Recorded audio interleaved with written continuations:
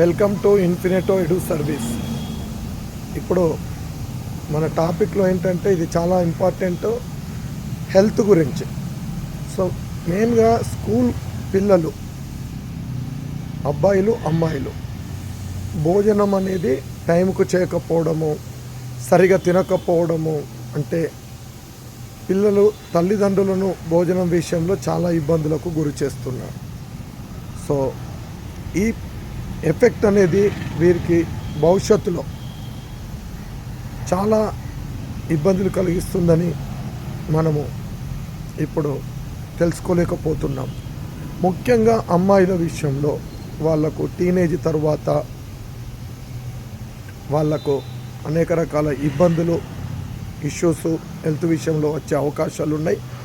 కాబట్టి ప్రతి ఒక్కరూ ఈ విషయంలో జాగ్రత్తలు తీసుకోవాలని ఇన్ఫినిటో మనస్ఫూర్తిగా కోరుకుంటుంది. మా ఛానల్ను లైక్, షేర్, సబ్స్క్రైబ్ చేయగలరు. జై జవాన్, జై కిసాన్.